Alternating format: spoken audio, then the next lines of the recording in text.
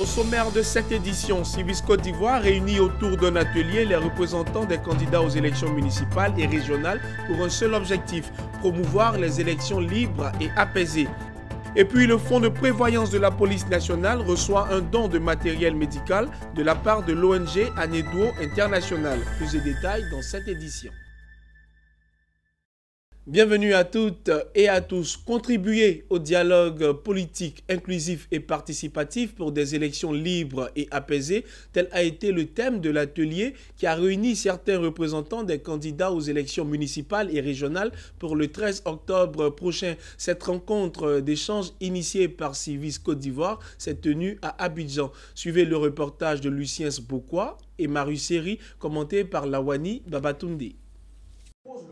Éduquer pour transformer les citoyens, réduire les contentieux électoraux et garantir la transparence et la régularité du scrutin. C'est l'objectif de l'atelier, contribuer au dialogue politique, inclusif et participatif pour des élections libres et apaisées, organisé par l'association Civis Côte d'Ivoire. Christophe Kwame, président de cette structure, invite à la consolidation de paix avec des bonnes pratiques en période électorale. Civis pense que les citoyens doivent choisir le candidat qui fait la campagne sur un programme réaliste, cohérent et applicable.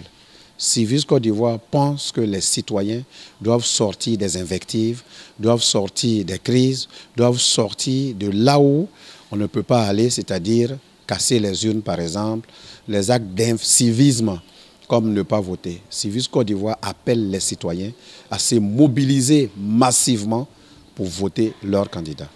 Cadre de concertation des structures, des leaders et jeunesse politique, cet atelier a été le lieu de partage.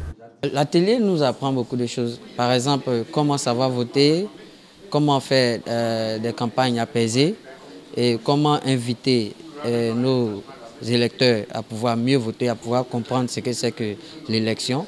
Voter utile pour moi, c'est le fait pour les candidats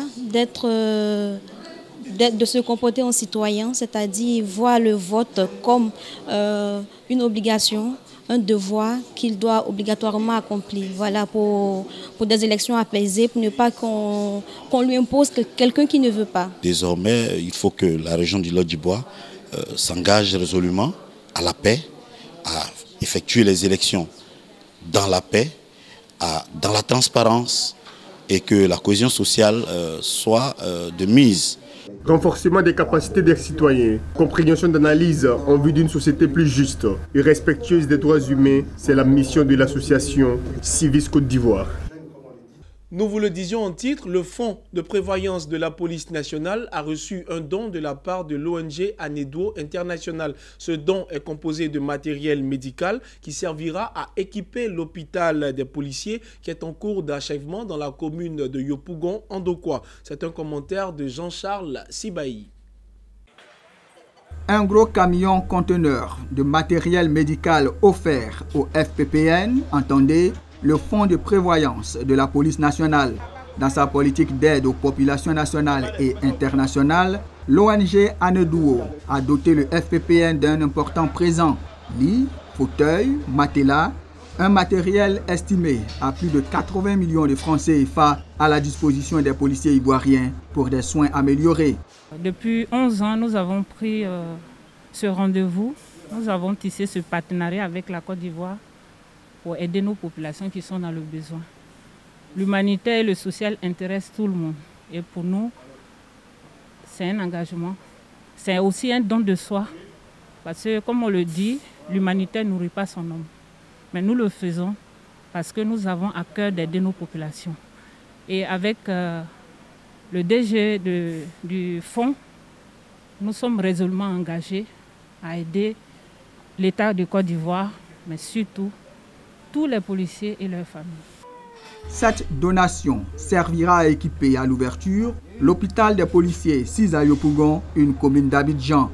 Le FPPN, bénéficiaire de tous ces équipements, est reconnaissant à son donateur. Une organisation qui, sans aucune subvention, supporte la lourde tâche d'aider à améliorer les conditions de vie des forces de l'ordre. On en avait vraiment besoin. Nous, policiers, sommes constamment malades. Vous avez besoin, vous, population, de la sécurité. Et pour qu'on vous apporte la sécurité, il faut qu'on soit en bonne santé. Donc, on dit merci pour cet apport qui est vraiment inestimable et qui va permettre aux policiers d'être en bonne santé pour pouvoir jouer leur rôle, aussi bien en maintien d'ordre que dans la sécurisation de la population et de leurs biens. Au mois de février, l'ONG Aneduo avait effectué une donation de ce genre au FPPN. Elle n'attend pas s'arrêter en si bon chemin.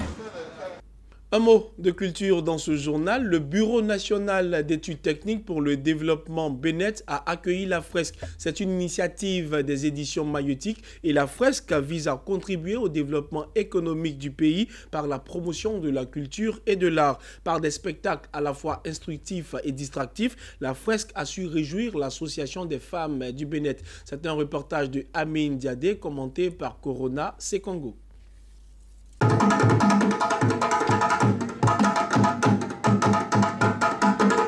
Le centre de formation du Bureau national d'études techniques pour le développement BENET, transformé en un centre artistique le temps d'un moment culturel.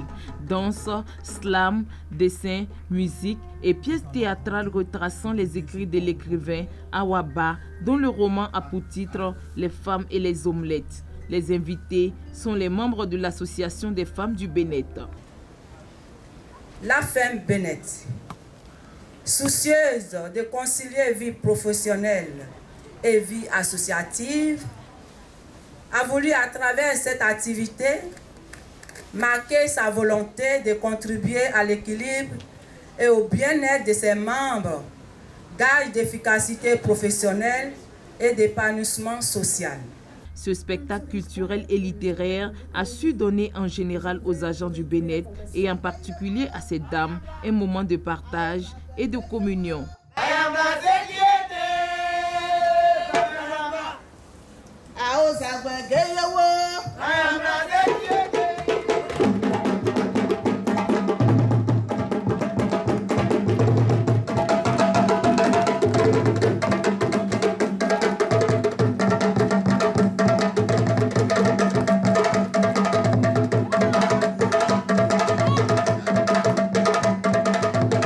L'objectif de la fresque vise à concilier distraction et efficacité professionnelle. La fresque à l'initiative par les éditions Maïeutique dirige l'art vers les entreprises afin d'évacuer le stress du boulot et donner aux travailleurs un tant soit peu le plaisir de lire. Yann Aka, directeur général des éditions Maïeutique, fier de sa belle initiative et heureux d'être accueilli par le BENET, exhorte d'autres entreprises à s'offrir ce spectacle pour l'épanouissement du personnel au travail. Dans une ambiance conviviale décontractée et artistique, les participants ont eu l'honneur de rencontrer l'auteur du jour et la latitude de lui poser des questions. Une question qui revient très souvent.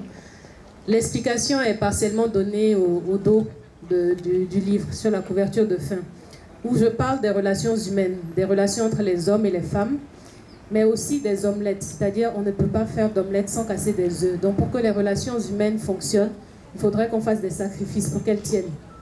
Donc c'est un titre accrocheur certes, parce que on a l'impression qu'on parle des femmes et des hommes, mais au fond on parle des femmes et des sacrifices qu'elles font au quotidien pour maintenir les relations qu'elles ont, non seulement avec leurs conjoints, mais avec leurs enfants, avec leurs collègues, puisque toutes les nouvelles parlent des relations avec différentes personnes, pas forcément les relations d'amour, mais les relations d'amitié, relations professionnelles, etc.